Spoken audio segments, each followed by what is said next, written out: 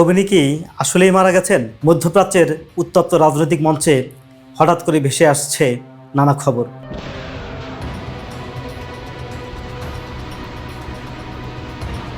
বিভিন্ন মিডিয়া, রাজনৈতিক ব্যক্তিত্ব হঠাৎ করেই তাদের সামনে একটি প্রশ্ন বারবার উকি দিচ্ছে, তা হচ্ছে ইরানের সর্বোচ্চ ধর্মীয় নেতা আয়াতুল্লাহ খোমেনি কি সত্যিই মারা গেছেন? আর যদি তিনি মারা যেয়েই থাকেন তাহলে তার লাশ দাফন হচ্ছে না কেন? আমরা জানি ইসলাম ধর্ম মতে কোনো একজন মৃত ব্যক্তিকে অজুর ছাড়া 40 দিনের বেশি দাফন ছাড়া রাখা যায় না। তাহলে আয়াতুল্লাহ খোমেনিকে এখন পর্যন্ত কেন দাফন করা হচ্ছে না? অনেকের মনে এই প্রশ্ন জাগছে, তিনি হয়তো এখনও বেঁচে আছেন।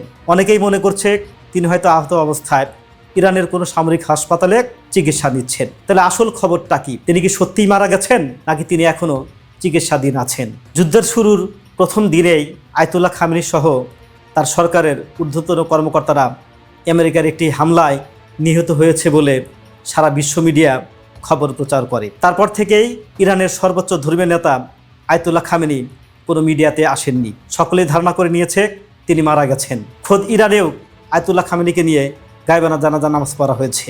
বাংলাদেশ সহ পৃথিবীর নানা দেশে তার জন্য গায়বানা জানাজা নামাজ পড়ানো হয়েছে। আর এদিকে ইরানের সর্বোচ্চ ধর্মীয় নেতা আয়াতুল্লাহ খোমেনি হত্যা হওয়ার পরে ইরানের জনগণ তারা জ্বলে উঠেছে। এই মৃত্যুর প্রতিশোধ নেওয়া না পর্যন্ত তারা থামবে না। যেখানে তাদের সর্বোচ্চ ধর্মীয় নেতাকে হত্যা করা হয়েছে সেখানে ইরানের প্রত্যেকটা জনগণ চায় এই হত্যার বদলা নিতে। বর্তমানে কোনো মিডিয়া এবং বিশেষজ্ঞরা মনে করছেন যে হয়তোবা আয়াতুল্লাহ খোমেনি তিনি জীবিত আছেন, আর জীবিত আছেন বলেই তার কোনো জানাজা নামাজ পড়া হচ্ছে না। আর ইরানের লোকজন তারা প্রতিশোধ স্পৃহ, তাদের সর্বোচ্চ ধর্মীয় নেতাকে হত্যা করা হয়েছে এই খবর ইরান ব্যাপী প্রচারিত হওয়ার পর তারা প্রতিশোধ পরায়ণ হয়ে উঠেছে। তারা আমেরিকা এবং ইসরায়েলকে ছেড়ে কথা বলছে না।